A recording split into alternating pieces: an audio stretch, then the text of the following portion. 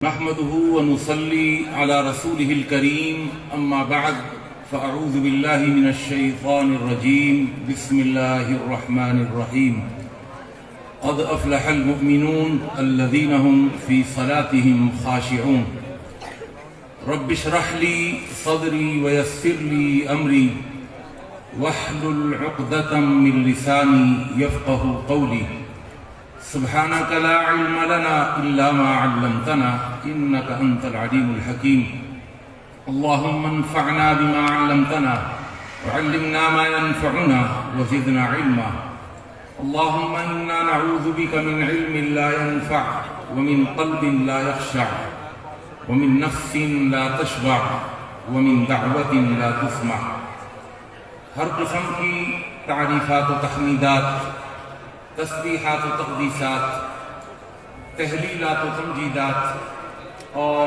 تہنیات و تکبیرات اس اللہ جل جلالہ عم نوالہ کے لیے جس کی جتنی بھی تعریفیں بیان کی جائیں، جس کی جتنی بھی حمد و ثنا بیان کی جائے اور جس کی جتنی بھی تحسین و ستائش بیان کی جائے اور جس کے لیے جتنے بھی شکریہ کے کلمات ادا کیے جائیں کم ہیں۔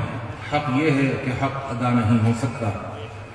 حمد و ثنا کے بعد درود و سلام نازل ہوں دونوں جہانوں کے سردار پیغمبر آخر الزماں حضرت محمد مصطفیٰ صلی اللہ تعالی علیہ وآلہ وسلم کی ذات اقدس پر، جسد اقدس پر، روح اقدس پر، بے شمار بے حد و حساب ان گنت لا تعداد کہ جنہیں اللہ تعالیٰ نے ساری کائنات کے لیے رہبر، رہنما اور تمام جہان والوں کے لیے رحمت بنا کے بھیجا ہے۔ مختصر سی حمد و صلات کے بعد قرآن مجید کا 18واں پارہ 23ویں سورۃ المومنون کی شروع کی 2 آیات کریمہ آپ کے سامنے تلاوت کی ہیں۔ اللہ تعالیٰ سے دعا ہے اللہ مجھے اور آپ کو، ہم سب کو قرآن مجید کا صحیح فہم اور قرآن مجید کی صحیح سمجھ عطا فرما دے، اور وعد و نصیحت کے ان پروگرامز کے توسط سے میں اور آپ جو بھی قرآن و حدیث کی باتیں اور نصیحتیں سنتے اور سناتے ہیں، اللہ ہمیں ان پر اخلاص کے ساتھ عمل پیرا ہونے کی بھی توفیق عطا فرما دے۔ آج کی اس نشست میں جو میرا موضوع ہے وہ ہے نماز میں خشوع کیسے، اور آگے کوسچن مارک۔ سب سے پہلے اگر میں اپنے سننے والے ساتھیوں سے سوال کروں کہ ان ساتھیوں میں وہ کون کون سے ساتھی ہیں جو نماز پڑھتے ہیں، ذرا ہاتھ کھڑا کر کے بتائیے۔ ماشاءاللہ، اللہ تعالیٰ سب کو مرتے دم تک پکا نمازی بنا کے رکھے۔ میرے آج کے اس موضوع کو اصل جو سننے والے ہیں وہ نمازی ہی ہیں، تو لہذا جو بھی نماز پڑھتا ہے تو وہ میرے موضوع کو ضرور سنیں۔ انشاءاللہ ثم انشاءاللہ اگر اس نے توجہ سے بات کو سنا تو میں بڑی ذمہ داری سے بات کر رہا ہوں، ذمہ دار اسٹیج پر بیٹھ کر، کہ آج کے بعد سے وہ جو بھی نماز پڑھے گا اس کو اپنی نماز میں مزہ ضرور آئے گا، لذت ضرور حاصل ہوگی۔ میں بلا تمہید اپنی گفتگو اس لیے شروع کر رہا ہوں کہ 9:45 بجے کی میری ٹرین ہے اور میں نے 40 منٹ کے اندر سب کچھ بیان کرنا ہے، تو لہذا آپ نے بہت توجہ سے بات کو سننا ہے۔ دیکھیے، انسان کی جو فطرت ہے اس فطرت کے اندر ایک یہ بات ہے کہ کوئی بھی چیز اگر تکرار کے ساتھ ہو، مسلسل ہو، اور اس عمل کے اندر ریپیٹیشن ہو، اس عمل کو بار بار دہرایا جاتا ہو، تو اس عمل کے اندر احساس کم ہو جاتا ہے اور کبھی ختم ہو جاتا ہے۔ میرے اس جملے کے پیچھے بہت سارے شواہد ہیں، میں صرف اشارہ کر کے آگے بڑھوں گا، توجہ پوری رکھیے گا۔ کسی آدمی سے جس نے کوئی قتل نہ کیا ہو اس کے ہاتھ میں ریوالور اور ٹیٹی پکڑاتے اور کہیں قتل کرو، اس کے لیے پہلا قتل بڑا مشکل ہوگا، صحیح ہے؟ لیکن اگر وہ قتل کرتا رہے اور وہ کلر بن جائے، وہ بہت بڑا قاتل بن جائے، وہ 150 آدمی مار چکا ہو، اس کو کہا جائے کہ یہ لو بندوق مارو، اس کے آگے کوئی مسئلہ نہیں ہے، اس لیے کہ کسی بھی کام کو کثرت سے کرنے کی وجہ سے احساس کم ہو جاتا ہے یا ختم ہو جاتا ہے۔ دوسری مثال، اگر آپ کو ڈرائیونگ سیٹ پر بٹھا دیا جائے، تھوڑی بہت ڈرائیونگ آتی ہو، کوئی سکھا رہا ہو، 10 منٹ کی ٹرائی کے اندر پسینے چھوٹ جاتے ہیں، صحیح ہے؟ لیکن اگر آپ مسلسل گاڑی اب چلاتے رہے ہوں تو آپ کو پتہ ہی نہیں چلتا کہ آپ نے گیئر کب لگایا، کلچ کب دبایا، کلچ کتنا کب چھوڑا، آپ کو پتہ ہی نہیں چلتا۔ احساس کم ہو جاتا ہے یا ختم ہو جاتا ہے کہ میں گاڑی چلا رہا ہوں۔ دیکھیے، ہم جب اپنی عبادات کی طرف دیکھتے ہیں تو روزہ سال میں ایک دفعہ آتا ہے، ارے یہ بات سمجھ، حج زندگی میں ایک دفعہ آتا ہے، زکوٰۃ سال میں ایک دفعہ آتی ہے، لیکن جب نماز کو دیکھتے ہیں تو نماز ایک دن میں 5 مرتبہ آتی ہے، ایک مہینے کے اندر، بولتے رہے، ایک مہینے کے اندر 150 مرتبہ نمازیں پڑھتا ہے، سال کے اندر 1800 مرتبہ نمازیں پڑھتا ہے۔ تو نمازوں میں چونکہ تکرار ہے، اس تکرار کی وجہ سے، اس کثرت کی وجہ سے ہمیں پتہ نہیں چلتا، احساس نہیں ہوتا کہ یہ ایک عبادت ہے، اور لاشعوری طور پر ہم عبادت سے نکل کر عادت پر آ جاتے ہیں۔ آ رہی بات سمجھ؟ عبادت سے بہت نکل جاتے ہیں اور ہم پھر نماز کو عادتاً ادا کرتے ہیں، ٹھیک ہے؟ اور کوئی بھی چیز جب عادتاً ادا کریں تو اس میں مزہ ختم ہو جاتا ہے، لذت ختم ہو جاتی ہے نا، کامن سینس کی بات۔ کوئی بھی چیز ہو، عادتاً اگر آپ کو روز قورمہ کھلا دیا جائے تو قورمے سے ایک مہینے کے بعد صرف لذت ختم نہیں ہوگی، ایک مہینے کے بعد مسلسل قورمہ کھا کے آپ کہیں گے اب اگر کھلایا نا تو یہ قورمہ زہر بن کے لگ جائے گا مجھے، ٹھیک ہے جی؟ تو کسی بھی چیز کے اندر جب لذت ختم ہو جائے تو وہ چیز پھر بہت بھاری لگتی ہے۔ میں اپنے موضوع کی طرف آ رہا ہوں، یہ تمہیدی گفتگو ختم ہو رہی ہے۔ جب کسی بھی چیز کے اندر لذت ختم ہو جائے تو وہ پھر بہت بھاری لگتی ہے، اور اگر لذت آنے لگ جائے تو وہ ہلکی ہوتی ہے۔ اس کو میں مثال سے سمجھاؤں، اگر سیاحت کے لیے، گھومنے پھرنے کے لیے اگر آدمی پہاڑی علاقوں میں نکل جائے، 15 دن کے بعد واپسی میں کہتا ہے یار 15 دن کا پتہ ہی نہیں چلا، ٹھیک ہے؟ لذت آ رہی تھی نا، مزہ آ رہا تھا۔ لیکن کیا ہوتا ہے اگر صرف 4 دن اسپتال کے چکر لگانے پڑ جائیں، کوئی پیشنٹ آپ کا اسپتال کے اندر بستر علالت پر پڑا ہوا ہو، اس کا ٹیسٹ کرا، اس کی رپورٹ دکھا، ڈاکٹر کو بلا، 4 دن کے بعد وہ کہتا ہے یار ایسا لگتا ہے پورا مہینہ ہو گیا اسپتال کے اندر پڑے ہوئے۔ صحیح ہے جی؟ اب گفتگو میں آگے بڑھا رہا ہوں، توجہ فرمائیے گا۔ دیکھیے، اب ہم نماز کو اب عبادت سے نکال کر عادت میں لے جا چکے ہیں۔ اب یہی وجہ ہے کہ نماز بہت بھاری ہوتی ہے، ہوتی 10 منٹ کی ہے۔ اگر 15 منٹ کی امام صاحب پڑھانے تو پھر مقتدی گھورنے لگتے ہیں، یار 15 منٹ کی نماز ہوتے کیا ہے 15 منٹ؟ اور یہ میں نہیں کہہ رہا، نماز بھاری ہوتی ہے۔ اللہ کا قرآن کہتا ہے جب نماز میں لذت ختم ہو جائے تو پھر وہ بھاری ہوتی ہے۔ وَإِنَّهَا لَكَبِيرَةٌ، اللہ کا قرآن ہے، اور بے شک یہ نماز لَكَبِيرَةٌ، علماء جانتے ہیں، 2 تاکیدوں کے ساتھ اللہ فرما رہا ہے کہ بے شک یہ نماز بہت بھاری ہوتی ہے۔ اللہ، یہاں اللہ نے ایکسپشن کا ذکر کر دیا۔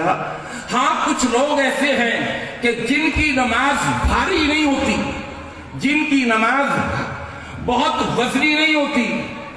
اللہ وہ کون ہے؟ فرمایا الا علی الخاشعین، جن کو نمازوں کے اندر مقام خشوع حاصل ہو جائے تو ان کی نماز ان پر بھاری نہیں ہوتی، بہت ہلکی ہوتی ہے۔ کیونکہ جب نماز میں خشوع آ جاتا ہے تو لذت آ جاتی ہے، نماز میں مزہ آ جاتا ہے، اور نماز بڑی خوبصورت بن جاتی ہے۔ اللہ سے دعا ہے اللہ ہماری نماز کے اندر خشوع پیدا فرما دے۔ خشوع پیدا خود بخود نہیں ہوگا. خشوع پیدا کرنے کے آج 2 طریقے بتا کے جاؤں گا اللہ کی توفیق سے. 2 طریقے. خشوع کے 4 طریقے ہیں. 2 طریقے بتاؤں گا, ذہن میں بٹھا لیں, بڑے پاورفل ہیں, مزہ آ جائے گا آپ کو نماز پڑھنے میں. سب سے پہلے ہم خشوع کی تعریف سمجھ لیں کہ خشوع کہتے کس کو ہیں.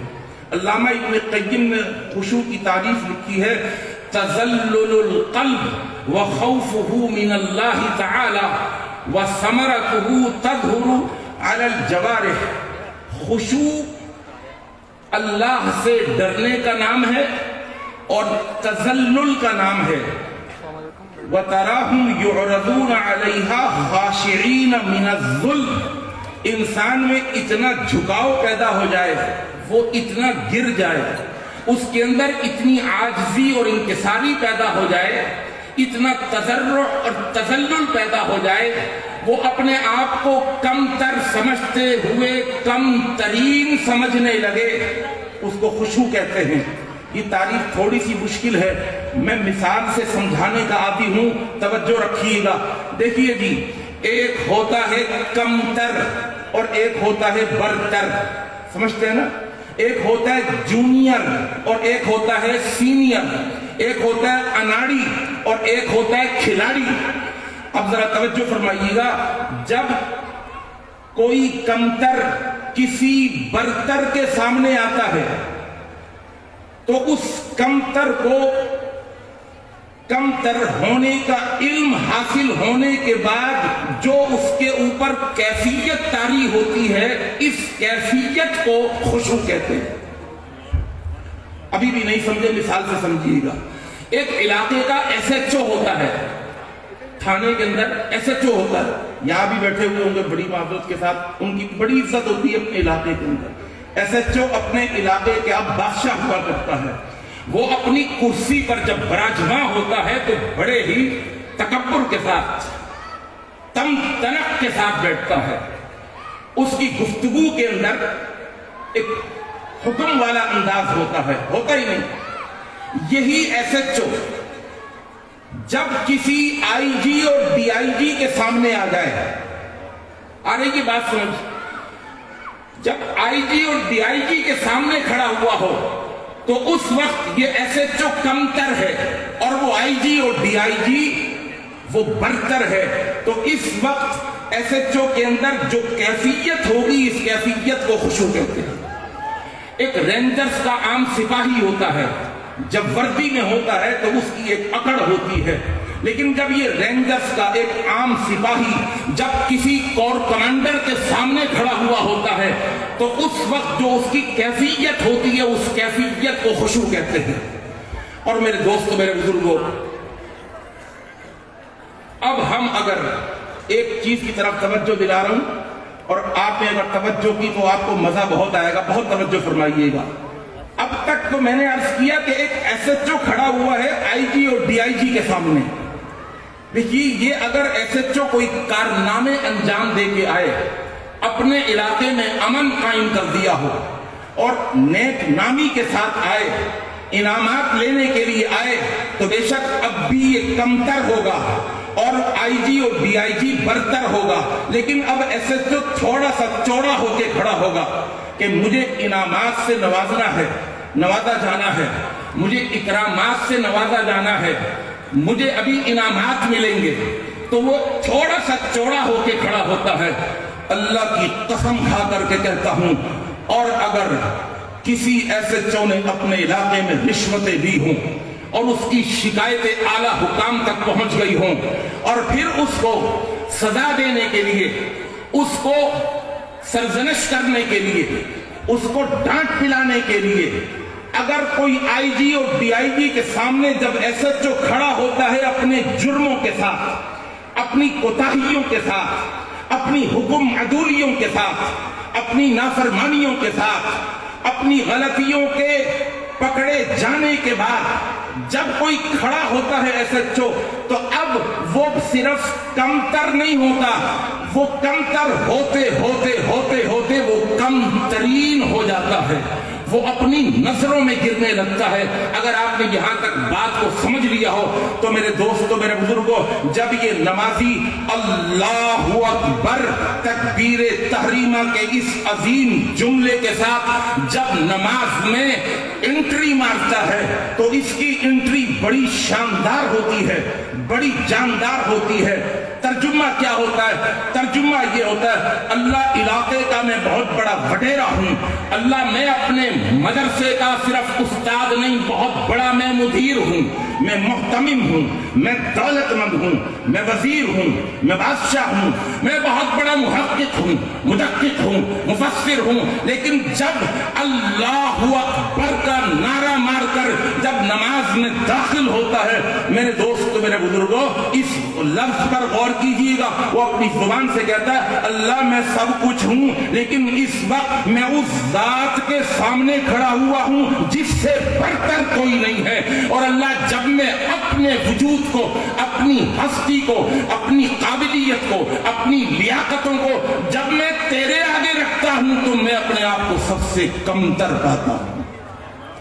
اور پھر یہ کمتر جب ہاتھ باندھ کر کھڑا ہوتا ہے تو اس کو پتا ہے گناہ کر کے آیا ہے، یہ کمتر اپنے برتر کے سامنے جرم کر کے آیا ہے، صغیرہ اور کبیرہ گناہوں کے انبار کے ساتھ آیا ہے، نجاستوں اور غلاظتوں کے ساتھ آیا ہے، اور بڑے جرم کر کے آیا ہے، حکم عدولیہ کر کے آیا ہے، نافرمانیاں کر کے آیا ہے۔ تو یہ احساس اس کمتر کو اور کمتر کر دیتا ہے۔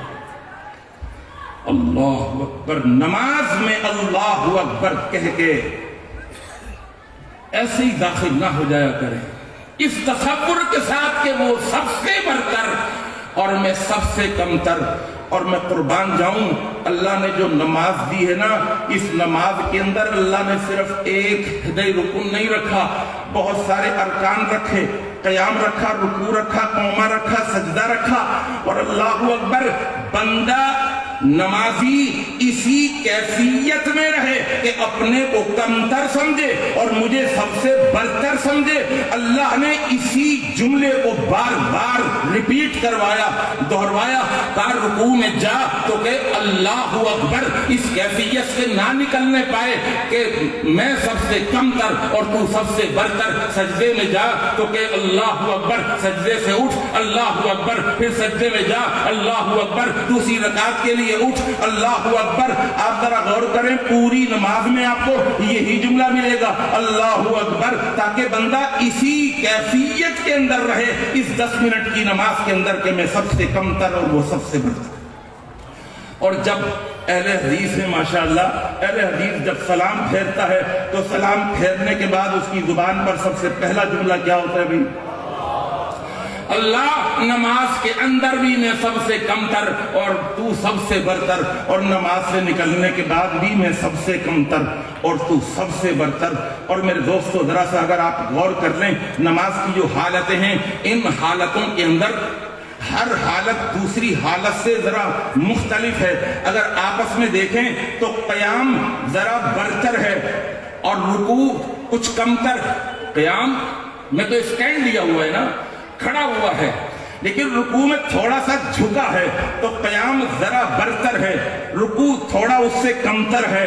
اور پھر میرے دوستو، میرے بزرگوں، ایک حالت ایسی آتی ہے، اللہ اکبر، جب بندہ سجدے میں چلا جاتا ہے، لیٹنے کے اندر بھی اکڑ ہو سکتی ہے بھائی، توجہ ذرا، لیٹنے میں بھی اکڑ ہو سکتی ہے، چاروں خانے چت، کبھی کبھی بیڈ پر ہم لیٹتے نا، تکیہ نیچے ہاتھ پھیلا کے، اس میں بھی اکڑ۔ لیکن جو سجدہ ہے اس میں چاروں خانے چت، بندہ زمین پر نہیں لیٹتا، ایک کیفیت الگ ہے۔ اللہ اکبر، اللہ سے کہتا ہے اللہ میرے دونوں ہاتھ زمین پر، دونوں ہاتھوں کی 10 انگلیاں زمین پر، میرے پاؤں زمین پر، میرے گھٹنے زمین پر، میری پیشانی زمین پر، میری ناک زمین پر، میری پگڑی زمین پر، میں نے سرنڈر کر دیا ہے۔ اور سجدے کی حالت میں میں اپنے کمتر ہونے کا، تیرے برتر ہونے کا اعلان کرتا ہوں، سبحانہ، تو پاک ہے، ہر عیب سے پاک ہے، ہر کمزوری سے پاک ہے، اور میں عیبوں کے اندر اور کمزوریوں کے اندر گھرا ہوا ہوں۔ سبحانہ ربی، تو میرا آقا ہے، میں تیرا غلام ہوں، الاعلی، تو اعلی ہے، میں ادنا ہوں۔ اور میرے دوستوں، میرے بزرگوں، اگر آپ خشوع کی تعریف سمجھ گئے تو میں آگے آپ کو لے کر کے چلتا ہوں۔ وہ کون سی دو چیزیں ہیں جس سے انسان کی نماز کے اندر خشوع آ سکتا ہے؟ سب سے پہلی چیز، نماز کو مقام احسان پر جا کر کے پڑھیے۔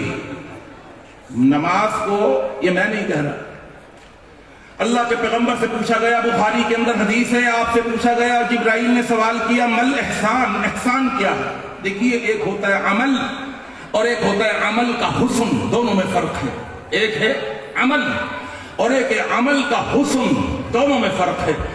عمل، آپ چاول لے کر آ جائیں اور پھر گوشت بھی لے کر آ جائیں اور پھر آپ پتیلی میں ڈال دیں، مسالے ڈال دیں، آپ کو پکانے کا طریقہ نہ آتا ہو لیکن وہ سارے لوازمات، سارے مسالے ڈال دیں لیکن آپ کو پکانا نہ آتا ہو، عمل تو ہو گیا لیکن عمل میں حسن نہیں ہوگا۔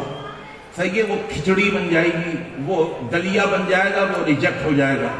صحیح ہے، لیکن اگر عمل میں یہی سارے لوازمات ہیں لیکن ایک بہترین پکانے والا ہے، ایک جانتا ہے بریانی پکانا، اس کے پاس یہ سارے لوازمات چلے گئے، اس نے جو پکایا تو بریانی بن گئی، وہ سلیکٹ ہو گئی۔ ایک ہے عمل اور ایک ہے عمل کا حسن، دونوں میں فرق ہے۔ اگر شریعت کا مطالعہ کریں، اللہ کے نبی فرماتے ہیں عمل کرو لیکن حسن کے ساتھ کرو۔ من توضأ فأحسن الوضوء، علماء جانتے ہیں شریعت زور دیتی ہے حسن ہونا چاہیے، عمل میں خوبصورتی ہونا چاہیے۔ ایک ہوتی ہے عمارت، عمارت کا اسٹرکچر، یہ ایک عمارت ہے لیکن اگر ٹائل نہ ہو، کھڑکیاں نہ ہوں، اگر اس کے اندر آپ نے پردے نہ لگائے ہوں، اگر اس کے اندر واش روم وغیرہ کے اندر بیسن نہ لگائے ہوں تو وہ عمل تو ہے، ایک ڈھانچہ تو ہے لیکن حسن سے خالی ہے۔ اور اگر سارے لوازمات پورے کر دیے جائیں تو وہ عمل حسن کے ساتھ کہلاتا ہے۔ اللہ کے رسول صلی اللہ علیہ وسلم سے پوچھا احسان کیا ہے تو اللہ کے پیغمبر نے فرمایا احسان ان تعبد اللہ کأنک تراہ، عبادت جب اللہ کی کرو تو ایسا کرو عبادت میں اتنا ڈوب کے عبادت کرو کہ تمہیں تمہارا اللہ نظر آ جائے۔ بھائی توجہ فرمائیے گا، اللہ نظر آ جائے۔ دوسرا آپشن، اگر اتنا نہیں ڈوب سکتے عبادت کے اندر تو اتنا تو ڈوبنا پڑے گا، فَإِن لَمْ تَكُنْ تَرَاهُ فَإِنَّهُ يَرَاكَ۔ اگر تمہارے اندر یہ کوالٹی پیدا نہیں ہو سکی نماز میں کہ تمہیں تمہارا اللہ نظر آ جائے تو یہ تصور یقین سے بدل جائے کہ میرا اللہ مجھے دیکھ رہا ہے، یا تو میں اللہ کو دیکھ رہا ہوں، اتنا ڈوب جاؤ، یا میرا اللہ مجھے دیکھ رہا ہے۔ اور اللہ کی قسم، حسن کی تعریف میں، احسان کی تعریف میں تیسرا کوئی آپشن نہیں ہے۔ اگر 10 منٹ کی نماز پڑھنے کے بعد، سلام پھیرنے کے بعد اپنے آپ سے آپ سوال کریں کہ اس 10 منٹ کی نماز کے اندر کیا کوئی لمحہ ایسا آیا جس لمحے کے اندر مجھے یہ لگا ہو کہ میں اللہ کو دیکھ رہا ہوں یا میرا اللہ مجھے دیکھ رہا ہے؟ اور اگر جواب میں نہ آئے تو یہ اٹھک بیٹھک ہے، یہ نماز نہیں ہے۔ میرے دوستو، میرے بزرگوں، یہ ایک عمل ہے جو حسن سے خالی ہے۔ آپ کو پتہ بھی ہے سجدہ یہ وہ مقام ہے کہ جس مقام کے اندر اللہ کے پیغمبر فرماتے ہیں اقرب ما یکون العبد من ربہ وہو ساجد۔ اللہ کہتا ہے بندہ میرے قریب ترین، قریب ہونے والا کون؟ بندہ۔ کس کے قریب؟ اللہ کے قریب۔ ابن ماجہ کی صحیح حدیث، اللہ کے پیغمبر نے فرمایا یہی سجدہ اگر کسی کو تہجد کا نصیب ہو جائے، فرق سمجھیے گا، اگر یہی سجدہ تہجد کا نصیب ہو جائے، پہلے کہا تھا کہ بندہ اللہ کے قریب ترین، لیکن اگر تہجد کا سجدہ ہو تو اللہ فرماتے ہیں اقرب ما یکون الرب من العبد وہو ساجد۔ اللہ کہتا بندے میں تیرے قریب ترین۔ فرق سمجھ میں آ رہا ہے؟ یعنی اگر تہجد کا سجدہ ہو تو دو قربتیں اپنی انتہاؤں کو پہنچی ہوئی ہوتی ہیں، ساجد کی قربت اپنی انتہا کو اور مسجود کی قربت اپنی انتہا کو، عابد کی قربت اپنی انتہا کو، معبود معبود کی قربت اپنی انتہاؤں کو دونوں محب دونوں محبوب محبوب کی طرف توجہ کیے ہوئے ہیں اور محبوب اپنے محب کی طرف توجہ کیے ہوئے ہیں. اللہ سے دعا ہے اللہ ہمیں تہجد کا بھی سجدہ نصیب فرما دے. میں عرض کر رہا تھا پہلا طریقہ کہ آپ مقام احسان پر کھڑے ہونے کی کوشش کیجئے. مقام احسان پر کھڑے ہونے کا طریقہ کیا ہے وہ سمجھ لیجئے.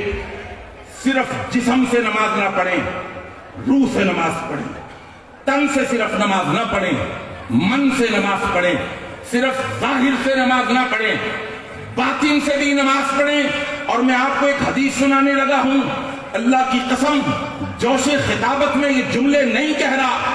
آپ کے رکوع میں خشوع ہو, سجدہ میں خشوع ہو, قیام میں خشوع ہو, آپ کی آنکھوں میں خشوع ہو, کانوں میں خشوع ہو, زبان میں خشوع ہو, خون میں خشوع ہو, گوشت میں خشوع ہو, ہڈی میں خشوع ہو, ہڈی کے گودے میں خشوع ہو.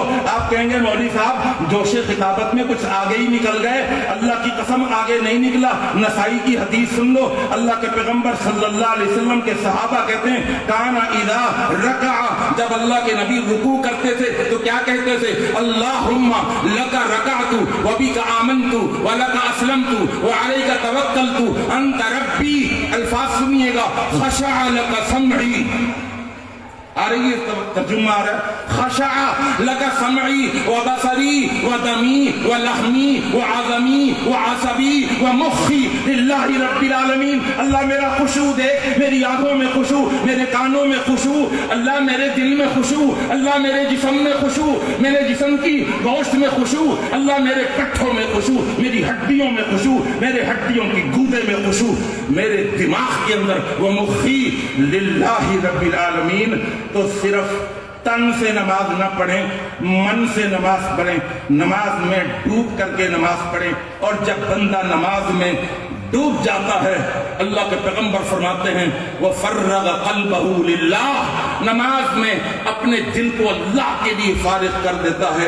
انصرف كهيئته يوم ولدته امه, سلام پھیر کے جاتا ہے تو اللہ فرماتا ہے یہ آج گناہوں سے ایسا پاک صاف ہو گیا ہے جیسے آج ہی اس پھول کو اس کی ماں نے جنا. اور میرے دوستوں, میرے بزرگوں, سننے والی بات, جب آدمی اتنا ڈوب جاتا ہے تو طوالت کا احساس ختم ہو جاتا ہے کہ نماز لمبی ہوگی. آ رہی ہے بات سمجھ؟ اس لیے کہ اللہ کو دیکھنے کا تصور جب یقین سے بدل رہا ہو, اتنا ڈوبا ہوا ہو کہ اللہ کو دیکھنے کا مشتاق ہو, اللہ کو دیکھنے کا طلبگار ہو, تو آپ کو پتا ہے جو اللہ کو دیکھنے کا طلبگار بن جائے اسے پتہ ہی نہیں چلتا. اللہ کے پیغمبر نماز پڑھتے تھے حتی تورمت قدمہ او تنتفخ قدمہ, اتنا لمبا قیام کہ آپ کے پاؤں مبارک پر ورم آ جاتا تھا, سوجن آ جاتی تھی. اور آگے چلتے ہیں, حضرت عبداللہ بن شخیر کہتے ہیں صحیح مسلم کی حدیث, اتیت النبی صلی اللہ علیہ وسلم, میں اللہ کے پیغمبر کے پاس آیا, وَلِصَدْرِهِ عَزِيبٌ كَعَزِيزِ الْمِرْجَلِ وَلِصَدْرِهِ عَزِيبٌ كَعَزِيزِ الرَّحَى مِنَ الْبُكَاءِ. اللہ کے نبی جب نماز پڑھتے تھے نا, آپ کے سینے سے ایسے آواز آتی تھی جیسے کہ چکی چل رہی ہو. ایک روایت میں آتا ہے ایسی آواز آتی تھی جیسے کہ ہانڈیاں ابل رہی ہو. اور ایک واقعہ ذرا توجہ سے سنیے گا, علامہ ابن حجر اسقلانی اس واقعے کو ذکر کرتے ہیں. عروہ بن زبیر تابعی رضی اللہ تعالی عنہ, رضی اللہ عنہ ہیں تابعی, عبداللہ بن زبیر کے بھائی ہیں, بڑا اونچا مقام ہے. اور توجہ میرے بھائی, یہ حضرت عائشہ کے بھانجے ہیں, اسماء بنت ابی بکر صدیق کے بیٹے ہیں, ابو بکر صدیق کے نواسے ہیں. یہ عروہ بن زبیر اللہ کے ولی ہے اور ان کی نماز ہوا کرتی تھی. ان کے پاؤں مبارک کے اندر کچھ زخم آ گیا, وہ زخم بگڑ گیا, ناسور کی شکل اختیار کر گیا. علامہ ابن حجر اسقلانی کہتے ہیں اطباء جمع ہوئے, اجتمع الاطباء, اطباء نے کہا کہ اب یہ ناسور بن چکا ہے, جان بچانی ہے تو پاؤں کو کٹوانا ہوگا, جسم سے جدا کرنا ہوگا. وہ کہنے لگے ٹھیک ہے میرا پاؤں کاٹ دیا جائے. انہوں نے کہا اجتمع الاطباء فقالوا, انہوں نے کہا اشرب کافن من الخمر. علماء بیٹھے ہوئے ہیں, آپریشن تھیٹر میں لے گئے, اس زمانے کا جو آپریشن تھیٹر ہوتا ہو, آلات جراحی لے گئے, چھریاں چاقو, آج کا تو نہیں تھا آپریشن تھیٹر، وہ دیسی طریقے سے کاٹتے ہوں گے ہڈی. کہنے لگے اس دہشت پر لیٹے ہوئے ہیں، کہنے لگے اشرب کأسا من الخمر، یہ شراب کا ایک پیالہ ہے، یہ آپ کو پینا ہوگا. اس سے کیا ہوگا؟ کہنے لگے حتی تفقد شعورک، اس شراب کے پیالے میں نشہ اتنا ہے کہ آپ کا شعور ختم ہو جائے گا، آپ سینس لیس ہو جائیں گے، اور جب آپ کا شعور ختم ہو جائے گا تو ہم آپ کا پاؤں کاٹ دیں گے. اللہ اکبر.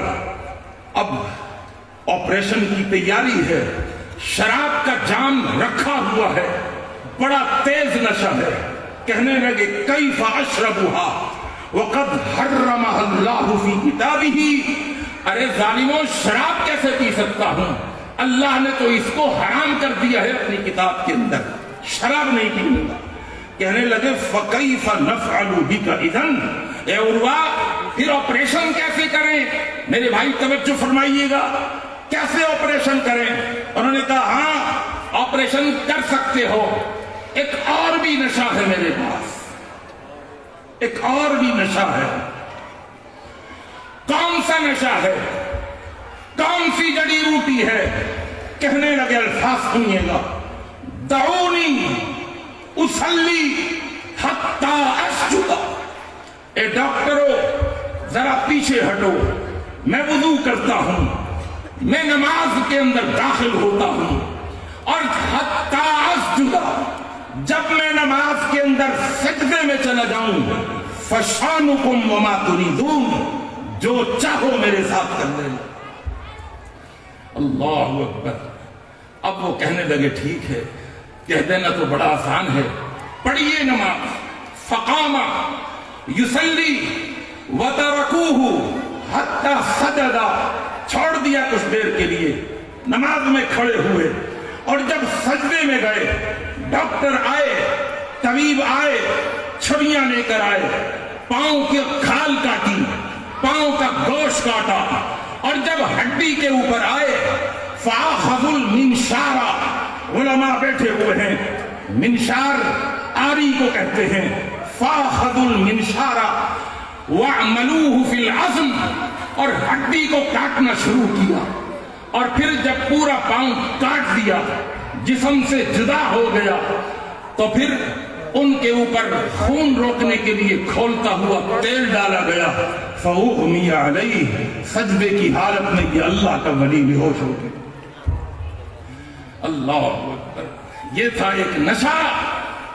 کہا ایک نشہ وہ ہے جو شراب کا نشہ ہے، ایک نشہ وہ ہے جو ایک نماز میں ڈوب کر نماز کے اندر خشوع کو حاصل کرتے ہوئے اپنے اللہ سے ملاقات کرنے کا نشہ، اس کی لذت. اے حکیموں دیکھ لینا، اگر اللہ سے ملاقات کی لذت کم ہوگی تو عروہ کا پاؤں نہیں کٹے گا، اگر عروہ کے پاؤں کی کٹنے کی تکلیف زیادہ ہوگی، اور مقام احسان پر کھڑے ہو کر اللہ سے ملاقات کا شوق اگر کم ہوگا اور تکلیف زیادہ ہوگی تو پاؤں نہیں کٹے گا، اور اگر اللہ سے ملاقات کا شوق زیادہ ہوگا اور پاؤں، تو سمجھ لینا کہ تکلیف کم ہوگی اور پاؤں کٹ جائے گا. پاؤں کٹ گیا، فقدموہ فی الطشت، وہ پاؤں اٹھا کر ایک تشت لائی گئی، فقدموہ تشتن فیہ قدمہ، اس میں پاؤں رکھا ہوا تھا. اور پھر جب ان کا پاؤں ان کے سامنے آیا، کہنے لگے ان اللہ یعلم. اور لوگوں جب کان میں سنا، کچھ لوگ کہہ رہے تھے کوئی ایسا گناہ کیا ہوگا جس کی وجہ سے یہ دیکھنے کو مل رہے ہیں، پاؤں کاٹا جا رہا ہے، بڑے اللہ کے ولی بنتے ہیں. جب یہ سنا کہ تکلیف ہوئی، کہنے لگو ان اللہ یعلم، اللہ جانتا ہے، انی ما مشیت بک الی معصیۃ، اس پاؤں پر کھڑے ہو کر میں کبھی نافرمانی کی طرف نہیں گیا. واللہ ما حملتنی نحو فاحشۃ رجلی، میرا یہ پاؤں کبھی مجھے فحاشی کی طرف لے کر کے نہیں گیا۔ اور میرے دوستو، میرے بزرگوں، دوسرا طریقہ بتانے لگا ہوں، وقت مکمل ہو گیا، میں صرف اختصار کے ساتھ عرض کروں گا۔ حدیث ہے، اللہ کے پیغمبر نے طریقہ بتایا ہے۔ علامہ ناصر الدین السلسلۃ الاحادیث الصحیحہ میں اس حدیث کو لے کر کے آئے ہیں۔ آپ نے، اللہ کے پیغمبر نے نصیحت کیا کی؟ فرمایا اذکر موتک فی صلاتک، نماز میں جب کھڑے ہو تو اپنے مرنے کو یاد کرو۔ آ رہی ہے بات سمجھ؟ وہ مرنے کو یاد کرنے سے مر نہیں جائیں گے بھائی، فکر نہ کریں۔ فرمایا اذکر موتک فی صلاتک، نماز میں اپنے مرنے کو یاد کرو۔ فإن الرجل اذا ذکر الموت فی صلاته، جب آدمی نماز میں اپنے مرنے کو یاد رکھتا ہے، لحری ان یحسن صلاته، تو بہت ممکن ہے کہ اس کی نماز کے اندر حسن پیدا ہو جائے۔ اور میرے دوستو، میرے بزرگوں، ایک اور حدیث ابو داؤد میں یہ حدیث ہے، اللہ کے پیغمبر صلی اللہ علیہ وسلم نے فرمایا صلی صلاۃ مودع، جب نماز پڑھو تو صلاۃ مودع، یہ سوچ کر کے نماز پڑھو کہ شاید میری زندگی کی آخری نماز ہو سکتی ہے، نہیں ہو سکتی آخری نماز، یا آپ کو پاس گارنٹی ہے کہ آپ نے ابھی 1 سال کی نمازیں پڑھ لی؟ یہ تصور کر لو نا بھائی، پھر دیکھو نماز میں کیسا حسن آتا ہے۔ یار یہ فجر کی پڑھ رہا ہوں، ہو سکتا ہے زندگی کی آخری نماز ہو۔ اور میں ملاقات کرا دوں ایک ایسے صحابی سے جنہوں نے زندگی کی آخری نماز پڑھی تھی، حضرت خبیب رضی اللہ تعالیٰ عنہ۔ واقعہ آپ سنتے رہتے ہیں، وقت نہیں ہے۔ حضرت خبیب کو جب قید کر لیا گیا، فلما خرجوا به من الحرم لیقتلوه فی الحل، حارث بن عامر کے بیٹوں نے اپنے باپ کا بدلہ لینے کے لیے حضرت خبیب کو پکڑ لیا اور سولی پر لٹکانے کے لیے حرم سے نکلے ہند کی طرف، اور سولی پر لٹکایا جانے لگا۔ انہوں نے کہا بھائی کوئی آخری خواہش تو پوچھ لو۔ پوچھا آخری خواہش بتائیے کیا ہے؟ کہنے لگے دعونی اصلی، مجھے صرف 2 رکعت نماز پڑھنے دو، دعونی اصلی، مجھے نماز پڑھنے دو۔ ان رأیتم ان تدعونی ان ارکع رکعتین، صرف 2 رکعتیں پڑھوں گا۔ انہوں نے کہا ٹھیک ہے پڑھ لو۔ فرکع رکعتین، بخاری کے الفاظ ہیں، فرکع رکعتین، 2 رکعتیں پڑھی، اتمہما واحسنہما، ترجمہ نہیں کروں گا، اتمہما کامل مکمل، واحسنہما حسن میں ڈوبی ہوئی 2 رکعتیں۔ اور پھر سلام پھیرنے کے بعد کہنے لگے واللہ، خدا کی قسم، واللہ خدا کی قسم، لولا ان تحسبوا ان ما بی جزع لطولتہما، آج مجھے ان 2 رکعتوں کے پڑھنے میں اتنا مزہ آ رہا تھا، اگر مجھے اس بات کا ڈر نہ ہوتا کہ تم کہو گے موت کے ڈر کی وجہ سے نماز کو لمبا کر رہا ہے، تو میں اس نماز کو آج اور لمبا کر دیتا۔ اور آخری حدیث طبرانی کی سنا کر ترجمہ کر کے میں جا رہا ہوں، توجہ فرمائیے گا، یہ کتنی قیمتی چیز ہے خشوع۔ اللہ کے نبی صلی اللہ علیہ وسلم نے فرمایا ان اول شیء، دوسری حدیث میں ان اول خیر یرفع من هذه الامة الخشوع، پہلی وہ چیز جو میری امت سے اٹھا لی جائے گی وہ خشوع ہوگا۔ توجہ بھائی، اگلا جملہ اور خطرناک ہے۔ فرمایا اگلا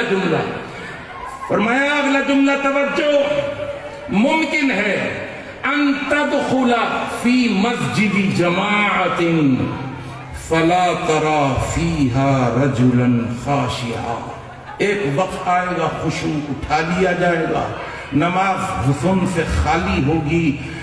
ایک وقت آئے گا کہ تم بھری ہوئی مسجد میں داخل ہوگے جو نمازیوں سے بھری ہوئی ہوگی، فلا ترى فیہا رجلا خاشعا، ان نمازیوں میں ایک نمازی کی بھی نماز خشوع والی نہیں ہوگی۔ اللہ سے دعا ہے اللہ ہماری نمازوں میں خشوع پیدا فرما دے۔ وما علینا الا البلاغ، والسلام علیکم ورحمۃ اللہ۔